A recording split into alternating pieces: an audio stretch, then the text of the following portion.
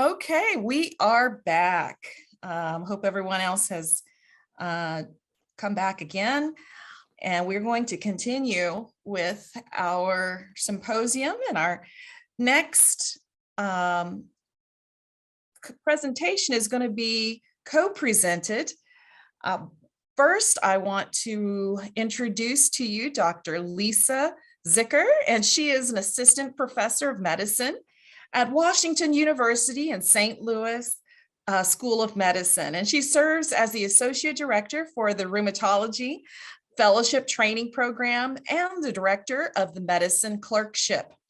Her scholarship focuses on medical education and has special interest in teaching health equity and justice, as well as integrating clinical training into the virtual care environment.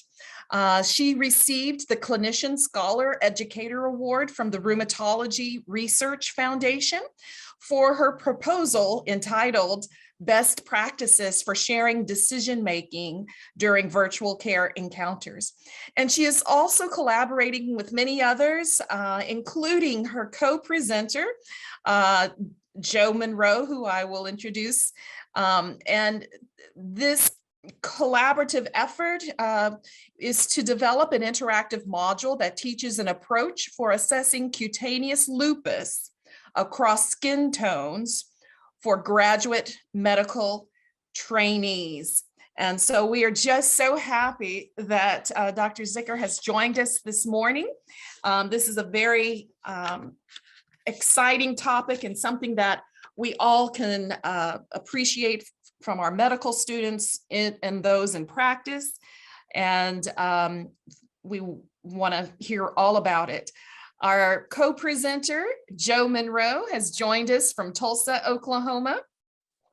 And he is, if you don't know, he is the founder of the Society of Dermatology Physician Assistants, the SDPA Society. And so it is amazing that he has been in the game for such a long time.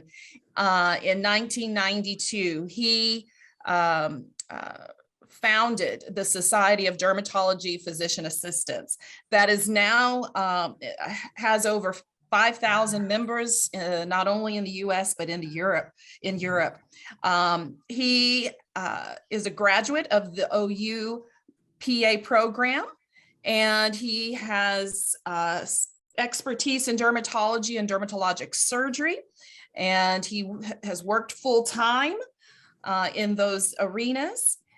He has been involved in teaching and writing hundreds of clinical articles, as well as textbook chapters, and continues to teach for PA school, medical residents, for OU, but also for Washington, Oregon, and Pacific universities. And he's put in here his age. He's currently at the age of 80. You would not ever think. He's taking on a new challenge, and he is now employed with the Oklahoma City VA as one who is performing teledermatology in this day and age. And so we are just so happy that both of you all have come together as co-collaborators and co-presenters. And we want to hear this wonderful lecture that you have for us today entitled Lupus in Skin of Color. Thank you so much. Thank you for that great introduction. I'm going to share our slides here. Get our presentation up and running. Okay, so thank you so much for that introduction. Sorry about that. There we go. Okay, and as mentioned, Joe and I are really thrilled to be here. I am humbled personally, as a rheumatologist. I'm always so grateful to have amazing dermatologists to collaborate with to treat patients effectively. I come from the side of medicine. Oh, there's a rash. I'm not that good at rashes. I'm so lucky to have people to work with who really are, like Joe and all of you here today. So we are going to talk about cutaneous lupus across skin tones. I do have a financial disclosure. I consulted on some educational material development for Eli Lilly in the realm under the domain of lupus. And Joe's financial disclosure. Dr. Zickuhr, Yes. can you put that in duplicate display mode? Oh, I apologize. There we go. How about that?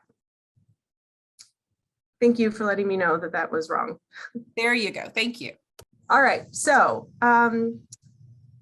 we know that there's a gap in teaching, and that there are educational challenges with training physicians and clinicians to address cutaneous lupus in all skin tones, as well as linking the manifestations of certain skin manifestations with systemic disease and serologic studies. And so we're going to go through a little bit of all of that today. It'll hopefully be informative. And so we hope that by the end of the session, you're able to recognize forms of cutaneous lupus across skin tones, categorize the pattern and with the serologic profile, and associate that with relative risk of systemic disease, and possibly even treat your patients with cutaneous lupus. And here we go. So there are a lot of abbreviations we're going to use. Hopefully most of these are familiar, ANA and ENA, and then the various forms of CLE as well as SLE to distinguish cutaneous from systemic manifestations. So why is this topic important? Well, first of all, CLE overlaps with systemic disease, and oftentimes it can be a clue to diagnosing this mystery syndrome that's causing a lot of different manifestations. Different types of CLE overlap with systemic disease more often, acute cutaneous lupus being the most common, and being able to recognize cutaneous forms really can help cinch a diagnosis. The timing of if cutaneous and systemic disease are going to overlap is different in different patients. Sometimes patients present with a rash and then they later go on to develop systemic manifestations. Sometimes they have rip-roaring systemic disease and they later go on to develop CLE. And sometimes they both present at the same time. And so keeping this in the back of your mind when you are approaching said patients is really important. This is especially important because there's this concept of if we can make a diagnosis, intervene and treat early, we can avoid long-term damage. And this is in any organ system, including the skin. Patients who identify as an underrepresented minority are at increased risk of having long-term damage either from cutaneous disease or from systemic manifestations compared to their white counterparts. This is one study that looked at Class E damage score in patients with all forms of cutaneous lupus and strategized scores based on an initial evaluation and then subsequent evaluation, and categorized them by different racial ethnicities. And you can see how there is the significantly higher damage score among patients who identify as Black or African American compared to those who are white or fair skinned. Furthermore, there's been a lot of literature published recently about how medical education materials underrepresent patients with skin of color in the images presented in those materials. And that translates into impaired clinical confidence in the patient care environment. So we surveyed about 150 internists, rheumatologists, and dermatologists in the St. Louis area, asked them how confident they were diagnosing various rashes and lupus-related rashes. And they rated this on a scale of 1 to 4, 1 being not at all confident and 4 being extremely confident. And you can see that overall providers have moderate confidence with any rash. And then when you add lupus to the mix, that decreases a little bit. And then if you have lupus in a patient with skin of color, that is the greatest decline in confidence, which really is a shame because as we've just talked about, patients with skin of color and who identify as an underrepresented minority suffer the greatest burden of disease. And so they deserve to have physicians and clinicians who are comfortable, confident, and competent, recognizing their condition, diagnosing their disease, and then initiating appropriate treatment. So by the end of today's talk, we hope that you are able to recognize subacute and chronic cutaneous lupus, examine the patterns of these, and correlate with the serologic profile and then treat the conditions, as we've already said. But because of time, we're not going to cover acute cutaneous lupus or other variants of chronic cutaneous lupus beyond discoid. So I'm going to hand the baton over to my colleague, Joe. Thank you, Lisa. And you can proceed to the next slide if you would. Discoid lupus is by far the most common form of cutaneous lupus.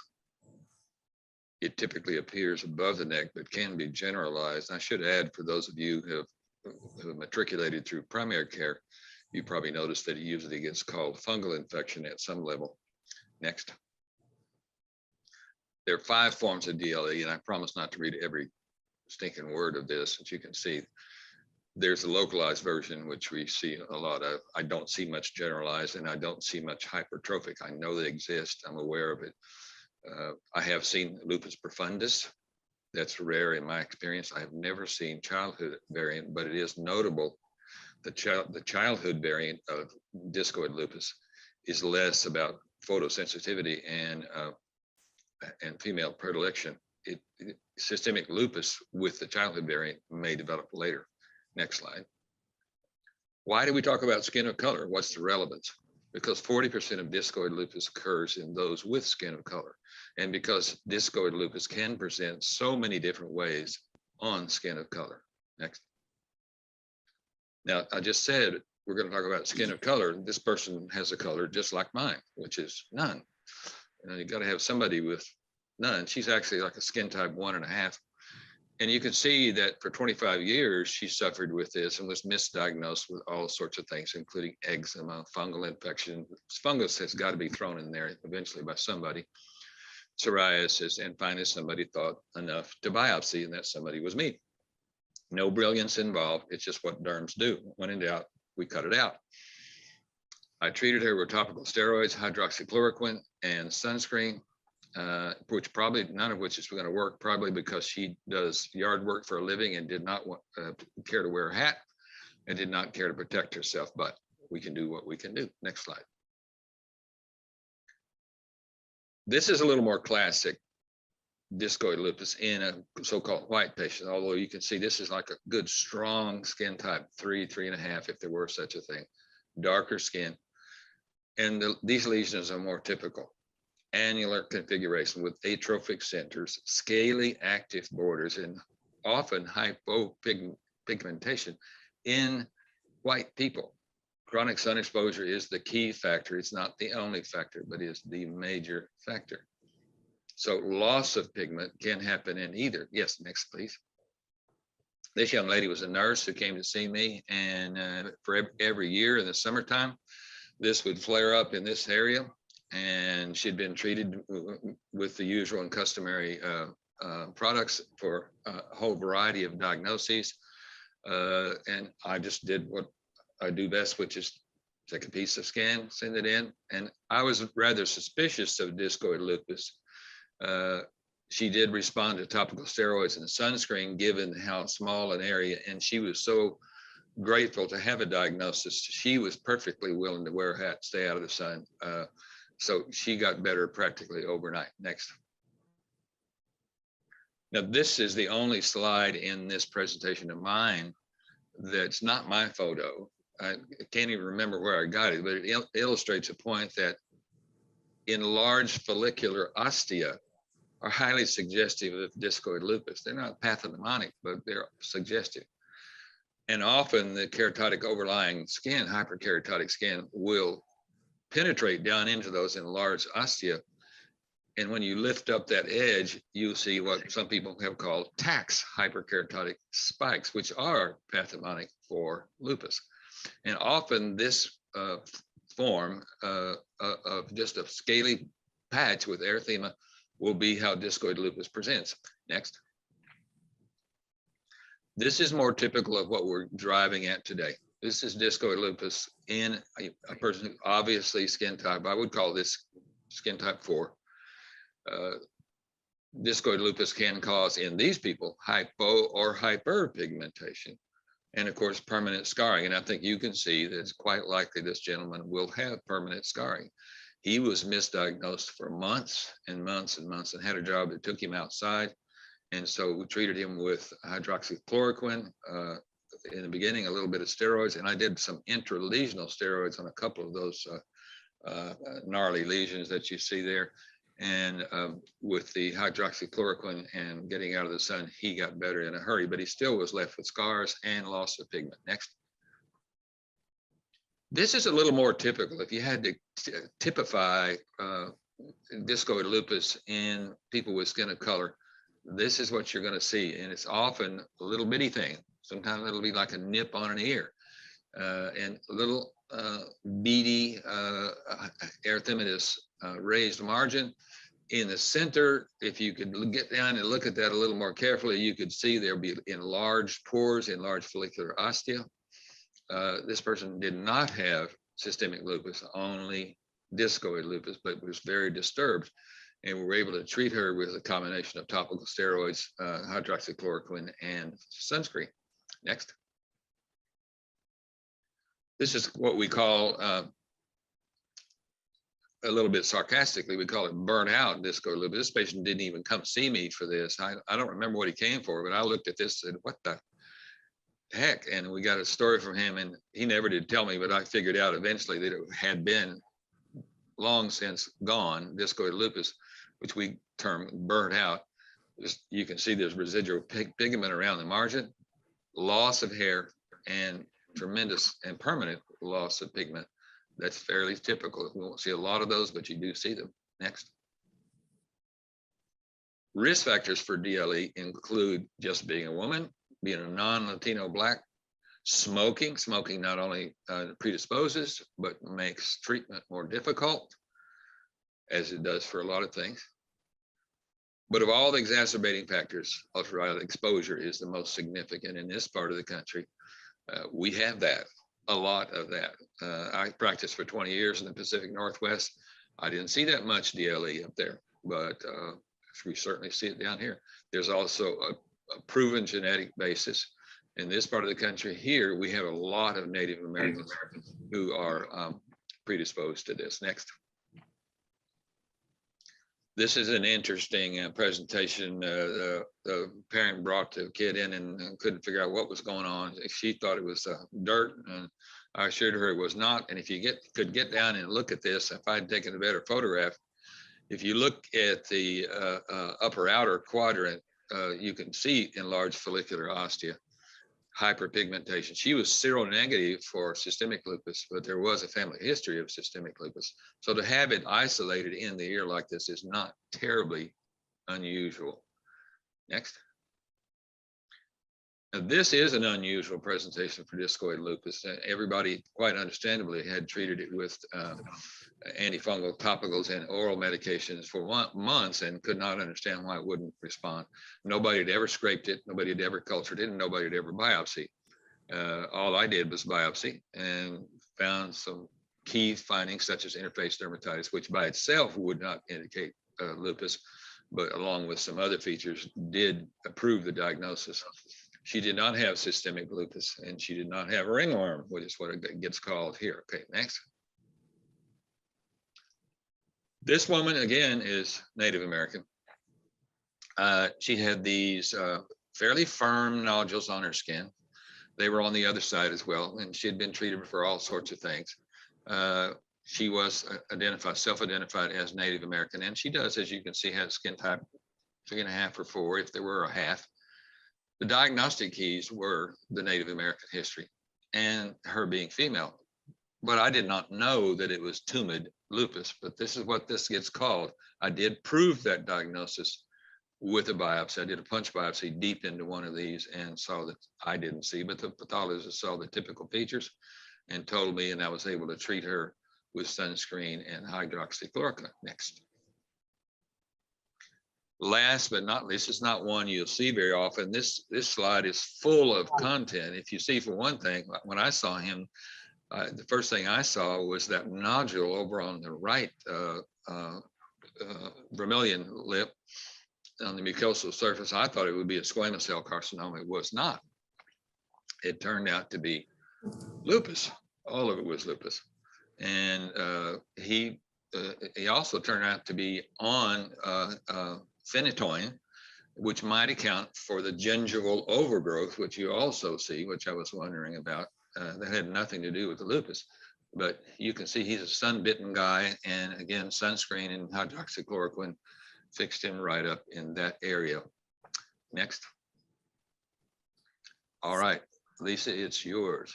Yeah, I get the honor of being able to talk a little bit about when to be concerned about systemic disease in someone who presents with discoid. So most patients who have discoid lupus, it's merely confined to the skin, and they actually don't have systemic disease. Only depending on which cohort you look at, the numbers vary, but about 20% of patients with discoid at one time or another may have systemic manifestations.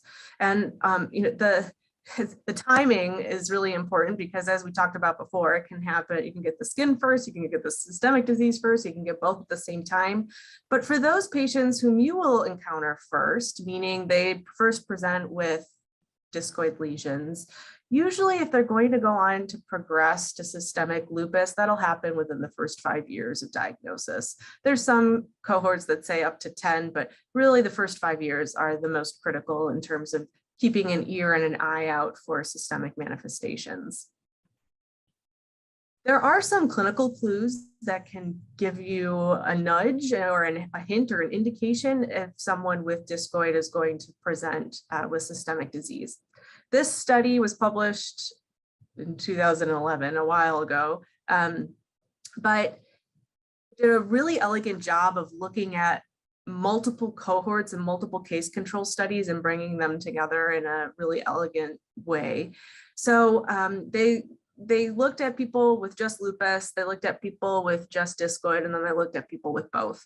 And A in this instance are people with lupus, B are people with discoid, and then the Venn diagram overlap with those with both. And what they found is that in terms of clinical manifestations, people with systemic disease tend to have more serious and involved manifestations. So they're more likely to have lupus nephritis. They also are more likely to have dry mouth and photosensitivity. In terms of clinical manifestations, those with both discoid and lupus can get generalized discoid lupus. They tend to have more joint symptoms, especially arthralgias, inflammatory arthralgias, and then nail changes, specifically periungual telangiectasias. And I will show you examples of each of those in the coming slides. People with discoid who don't have systemic disease don't have any of the systemic manifestations. And so that's why this part of the Venn diagram is empty. Those with, in terms of looking at labs, to use that as a stratification mechanism, those with systemic lupus, they have a lot more positive antibodies. Lupus loves to make antibodies to everything. And so if you start ordering ANAs and ENAs and other things, and it's all lighting up positive, that's probably a good indicator about systemic disease, especially the anti-double-stranded DNA. As far as overlap, there tends to be mild, not very mild and not at all necessarily severe CBC abnormalities in terms of anemia, low white count. They'll have a positive ANA because anybody with lupus can have a positive ANA, and those with discoid can also have one, and then tend to have more of a elevated ESR. So going through the clinical indicators of what can possibly signal when to be concerned about systemic disease. Generalized discoid is one example. This is one of my patients. He has discoid lesions all over his body. And so generalized discoid lupus will present both in the head, the neck, and below. This is a great example of burnt out discoid that Joe just taught us about. So it doesn't have that erythematous collarette. Instead, it's a more subdued collarette of hyperpigmentation with central scar and hypopigmentation within that. So in this patient, actually, he ended up having systemic lupus, saw the discoid on the trunk, and went and ordered a full workup, and he did have systemic disease.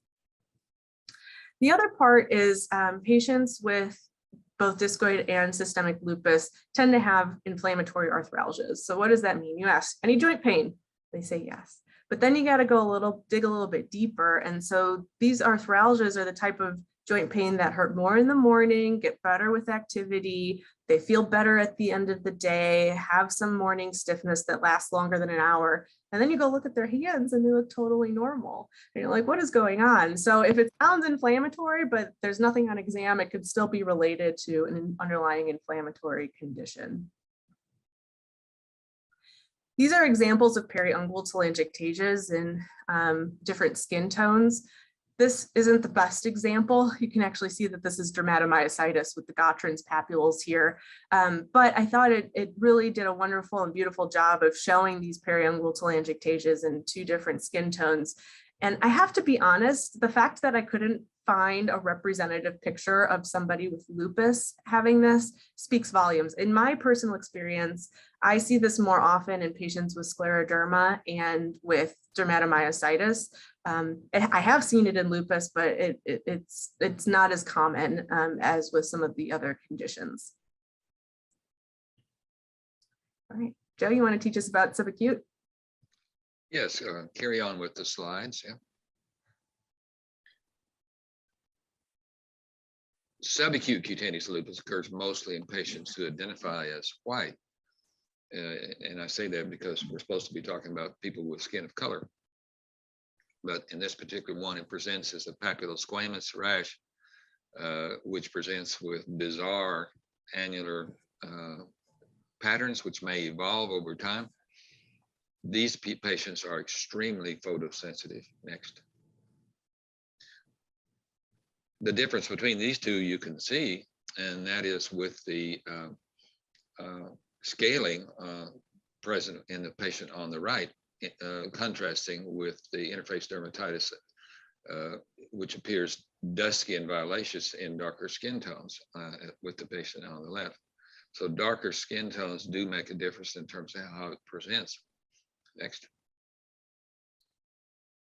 This illustrates the same thing, although you can see a lot more inflammation on the chest, and you can imagine that this patient of color on the right is not only going to have a lot of inflammation, but a lot of scarring and could well develop keloidal formation. Next.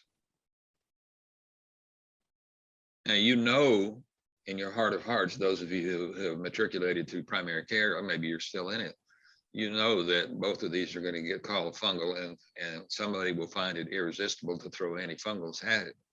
But we urge primary care people to stop and take a breath before you do that and think about the differential, which does include such things as subacute cutaneous lupus. And you can see the difference. The person on the right, in the picture on the right, is a little bit darker color. The erythematous leading edge on the patient on the right helps to differentiate from teniocorpus. If you can look carefully, you can see that the scaling on the patient on the right is on the trailing edge and not on the advancing edge.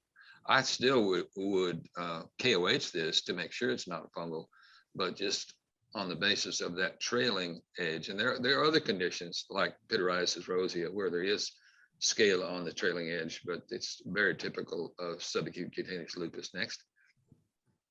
Love that nail polish. Can you go back to the last slide? Love that nail polish there.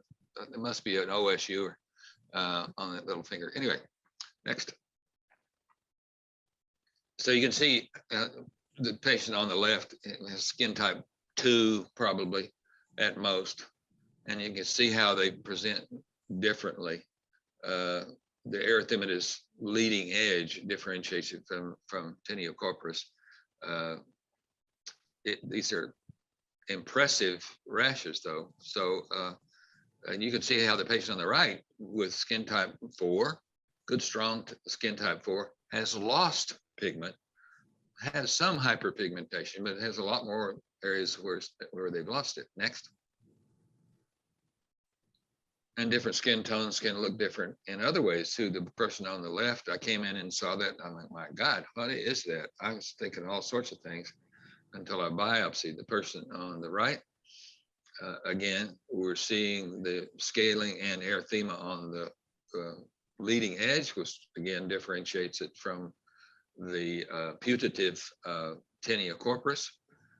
And but these can be tricky. You just have to be ready to biopsy. Next. And back to Dr. Lisa. So thanks, Joe. We hope that showed a nice array of subacute cutaneous lupus in different skin tones, since most that occurs clinically, it does happen in lighter skin tones to help train the eye to recognize the subtle nuances in that presentation. So in terms of the relationship between SCLE and systemic disease, it's greater than what we see in discoid lupus. So instead of only 20% of people with discoid having systemic manifestations, about half to 2/3 of patients with subacute will develop systemic manifestations. The first is, we've talked about the racial and ethnic differences of SCLE predilecting for patients who identify as Caucasian and white, but systemic disease is the opposite. People who identify as Black and Hispanic and Asian, they actually get more severe disease than those who identify as white. So there is a racial difference between SCLE and systemic disease. This table I'm showing on the left is a case-controlled cohort study, and since it's case-controlled, you're not going to see the differences in race and ethnicity. But what this study does highlight in particular is the extreme photosensitivity of SCLE and how the majority of patients that presented with SCLE, and more so than those with systemic disease, reported photosensitivity. The other aspect that I think is really helpful is to look at the serologic profile. So a lot of rheumatologists, they may say, oh, you don't really need antibodies. You're just going to treat the clinical manifestations anyway. I actually really like serologic studies because it can help classify patients, and it can also give you an idea of what their disease course is going to look like. And so this is a perfect example of how SCLE can be associated with anti-Rho, which is also called SSA, and anti-LA, which is also called SSB. And systemic lupus can also have that, but systemic lupus is going to be more greatly associated with anti-double-stranded, anti-Smith, and anti-RNP antibodies. So as far as symptoms go, much like discoid, where patients with both lupus, systemic lupus and discoid lupus had more milder manifestations, that happens also with subacute. So this bar graph shows one cohort of patients with SCLE and then patients with systemic disease alone, and they parsed apart the different manifestations and looked at the prevalence of them in the two groups. And what we see is that those with systemic disease are more likely to have renal, lupus nephritis, more likely to have significant hematologic manifestations. And then similarly to what we showed prior, those with SCLE are more likely to have photosensitivity. So in a way, when I see patients with SCLE or discoid lupus, I kind of think, oh, okay, this may end up working well for the patient, because it's almost like those cutaneous manifestations in terms of statistics protect against the really severe forms of systemic lupus. Drug-induced SCLE is also always something to keep in the back of your mind. I got burned with this. I had a patient that I treated everything to get his SCLE under control, and I was so unsuccessful. And then I was like, oh, let's look at the med list, and hello, calcium channel blocker, and stopped it, and things cleared up pretty quickly. So there are different agents that are more or less implicated in drug-induced SCLE, and there's a bar chart for you. The most common ones that I encounter are the proton pump inhibitors and the calcium channel blockers. And actually, in a recent survey of a tertiary dermatology care center, 1/3 of patients with SCLE actually ended up having drug-induced. So each of these agents has a different risk profile for causing SCLE, but as I mentioned, just based on prevalence of use, the ones that I've most encountered are proton pump inhibitors and calcium channel blockers. So we wanted to take a moment to talk a little bit about the ANA and the ENA. So maybe you're seeing a patient in clinic and you recognize some of these clinical signs that could link to systemic disease. So what do? We order an ANA and ENA, and how do you interpret that? So the first that I would like to share with you is that we've all heard this throughout all of the training. ANA is sensitive but not specific. And why is that? Well, it's because this antibody occurs naturally. So we all have natural cell death. And when that happens, cells undergo apoptosis and extrude their nuclear contents, and then antibodies form to those contents, anti-nuclear antibodies, which then help clear all of that cellular debris. So having an ANA doesn't necessarily mean that you have an autoimmune disease, or even more specifically lupus. It could just be your body's natural progression of clearing up cellular debris. The other part of this is of its non-specificity is that an ANA goes along with many different autoimmune diseases. I think one of the common misconceptions is that ANA equals the lupus antibody. And that's not entirely true. You can have, and I love this table from Up to Date. It's table 1 if you type in positive ANA. I use this for teaching all the time, but tons of different autoimmune conditions can present with an ANA, including inflammatory bowel disease, different chronic infections, malignancies, so on and so forth. And so when I see an ANA, I think in my mind possible autoimmunity rather than lupus. And that helps me keep a broader spectrum in terms of my approach to evaluating. The third concept is that the titer matters. So the higher the titer, the more likely you are to have autoimmune disease. And this was, how they report out the titers was actually based on several population studies. So the lab medicine specialists, they looked and they saw, well, people that had an ANA titer of 1 to 160 or greater, only 5% of those people did not have an autoimmune disease. So those with low titers are more likely to have a positive ANA and not have any underlying autoimmune condition. So if you flip that on its head and think about that in the converse, that means that the higher the titer, the more likely you are to actually be having a patient with a condition and the positive ANA. The fact of the matter is that several factors can influence ANA positivity. Age, so the longer you've been alive, the more cell death you've had and the more opportunities you've had to develop a positive ANA. Similarly with malignancy, there's a lot of cell death and cell turnover that happens in cancers.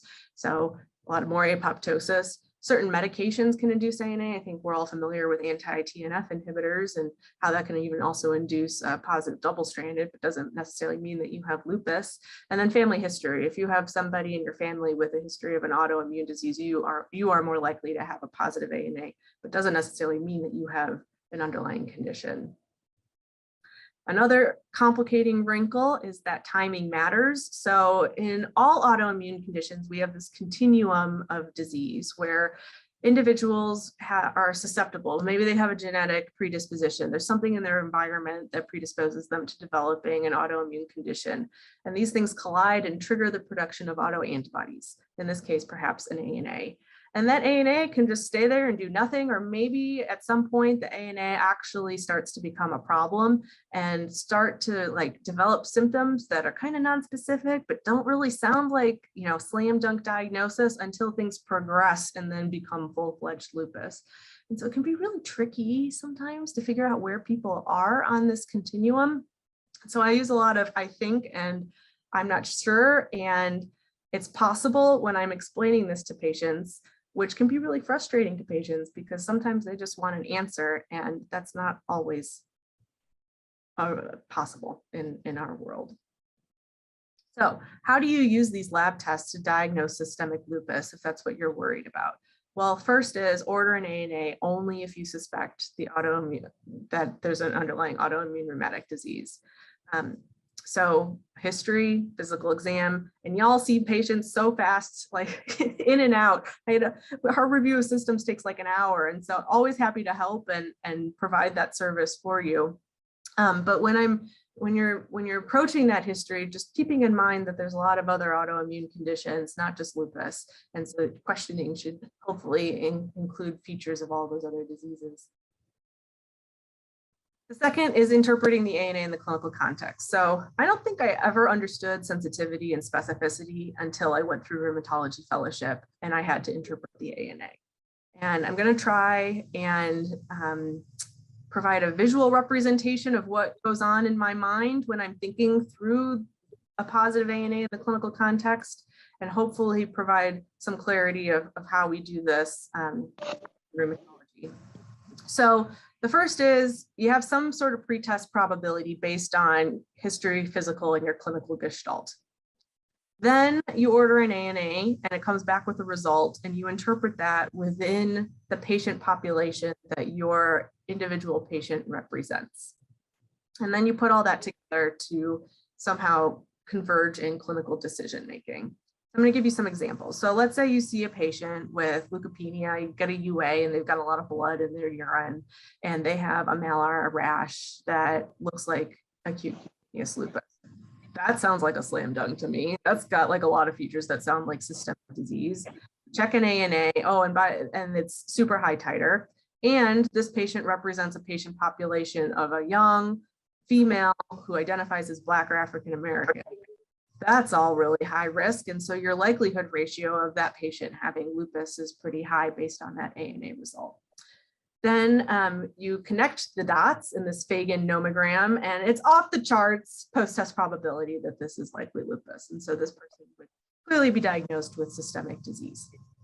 However, there's nuances. I just showed you a really easy one, but what if you saw somebody with discoid lupus and they were complaining, and on you're chatting with them, and yeah, they have back pain and they're fatigue, but the labs are normal.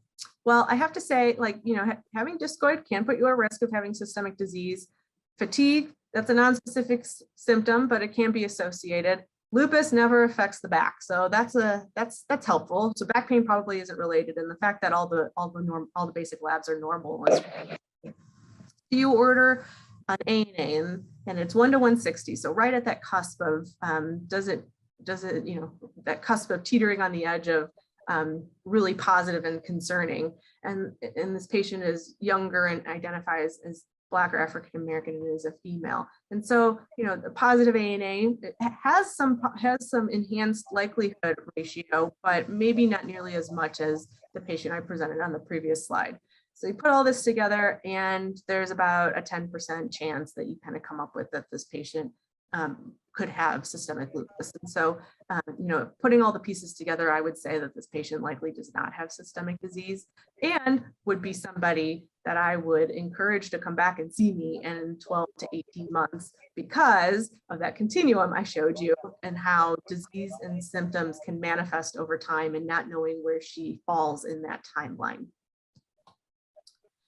So as soon as an ANA is positive, step 3 is to always check the ENA. The ENA is so important because if an ANA tells you that there's an antibody against the nucleus, the ENA tells you which specific antibody against the nucleus is present. And they all have a phenotype and a prognostic effect in terms of the symptoms and the manifestations to suspect. And so if an ANA is positive, reflex should be to order the ENA to not only confirm positivity of the ANA, but also to provide supplementary information of the clinical spectrum. So not only is it associated with the disease, but also with disease prognosis and specific manifestations. You want to take us home, Joe? Oh, you're on mute, Joe. I was blowing my nose a while ago, and I want to be sure. The key points are these: cutaneous lupus may occur independently or coexist with systemic lupus. When with subacute cutaneous and chronic cutaneous lupus, discoid variant coexists with systemic lupus. Systemic manifestations are often mild, including arthralgias, cytopenias. The discoid variant of chronic cutaneous lupus occurs with high frequency among patients with skin of color. And that's probably the biggest take-home message. If you didn't hear anything else today, get that, because you got to think about that, and particularly in females, and can be disfiguring, as we saw. Subacute cutaneous lupus most often occurs among patients who identify as white, highlighting the importance of clinicians training their eye to recognize interface dermatitis in patients with skin of color. Photoprotection is an important facet of treatment for cutaneous lupus erythematosus. And I want to, if I might, I saw a question come across the screen, and I should have touched on that in the lecture, didn't do it. Somebody asked early on, a few minutes ago, what kind of biopsy do you do on these skin biopsy when you suspect it? And the answer is normally you just do a shave biopsy and you don't have to do a punch. In fact, you probably wouldn't. You'd want to do a longitudinal shave, keeping in mind about scarring and location and so on, and informed consent. With the woman I had who had the tumid lupus, the nodules, a punch, because I want to assess all the way down into adipose tissue, because there are other things in the differential, including sarcoidosis, that we might miss with a shave biopsy. Anyway, I'm through now. And that's the end. We're open for questions. All right, thank you both so much, Dr. Zickuhr and Joe Monroe. I really appreciate it. We learned a lot from that lupus talk. It's very important for us to see lupus in patients of color, so I really appreciate the pictures that y'all provided. We do have another question from Sucharita Bowers. Has there been any increase in ANA seen secondary to COVID-19? I have to say, I don't have a good answer for that. I feel like there's a lot of ANAs that get checked all the time. And so I can't say if specifically if there's even been a further rise since COVID-19 has come out.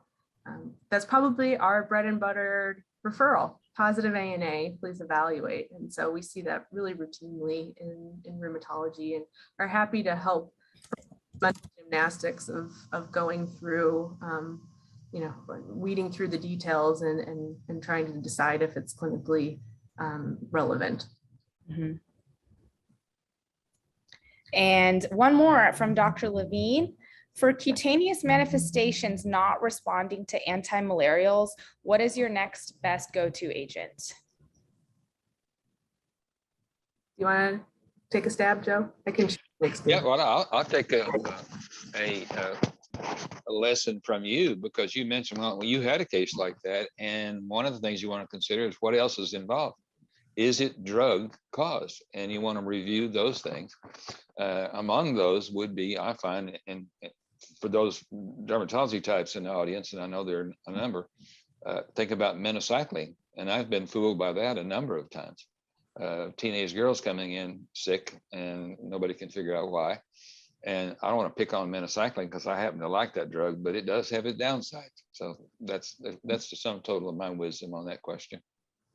So for me, when hydroxychloroquine, it's like bummer, hydroxychloroquine didn't come to the rescue this time. I have a couple of possibilities in my mind.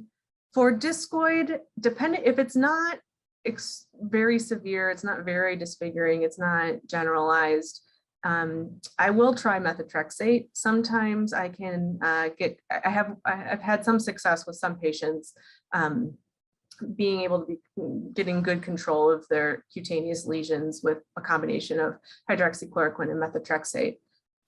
The biggest bomb is mycophenolate. And so that has honestly the best data behind it in terms of all varieties of cutaneous lupus, acute, subacute, or chronic. And so, if something is more severe and I think it warrants going straight to mycophenolate, or if they have systemic manifestations that would warrant mycophenolate, I have a low threshold for pulling that trigger. I had an even lower threshold for starting for starting mycophenolate before COVID.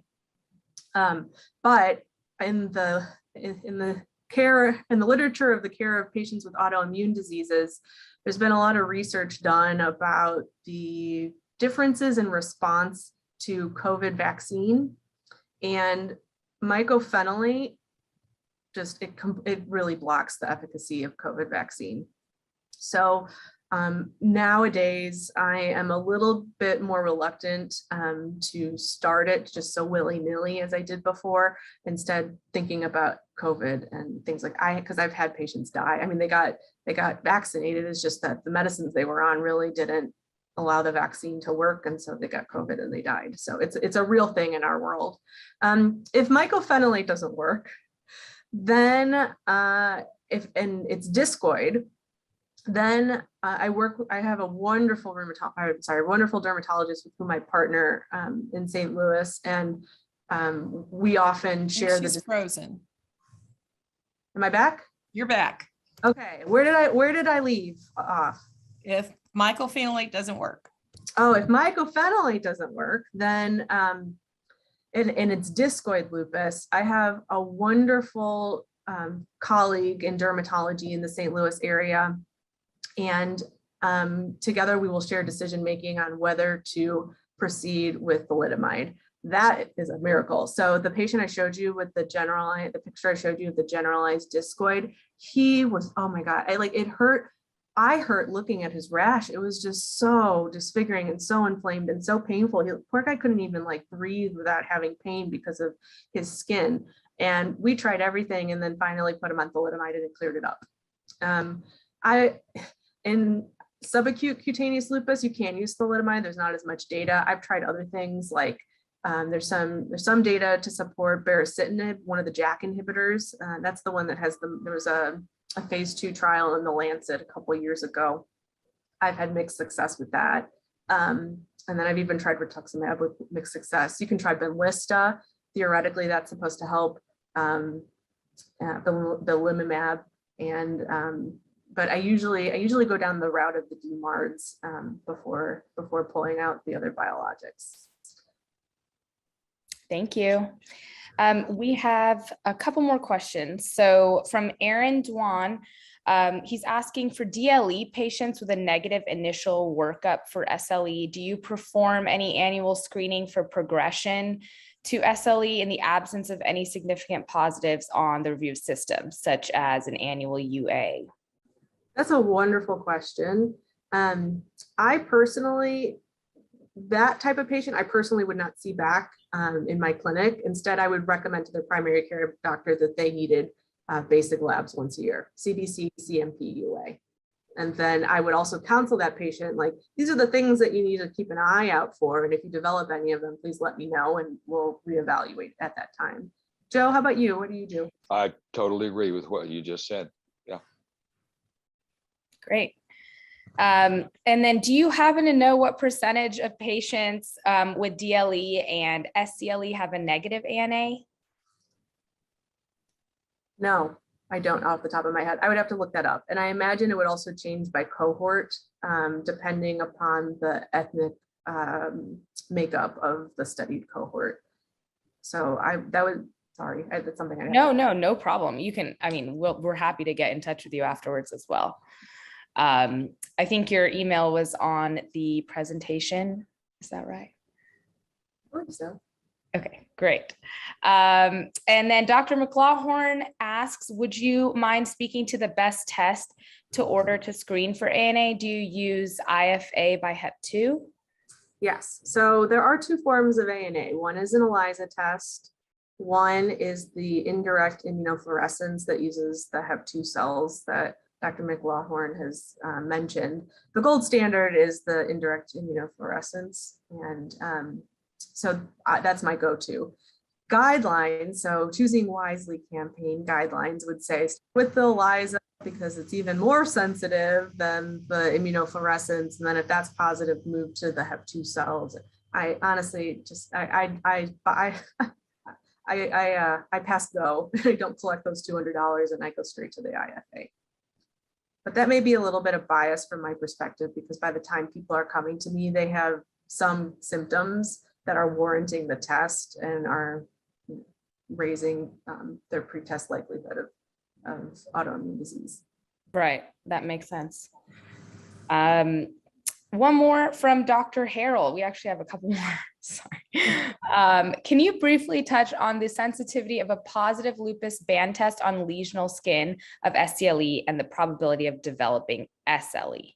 Yes. So there are some data, and positive band test is actually protective against developing systemic disease based on the limited amount of data that are available in regard to the lupus band test. Okay, great. And a follow-up to that one, do you typically recommend doing a sun protected? No, you don't. You're shaking your head. No, on systemic symptoms. If they're there, we treat them. If not, it's okay. Dr. Gower asked, do you ever attempt to taper hydroxychloroquine for patients with DLE? And how do you decide when the best time is to do that? Joe, do you want to go first?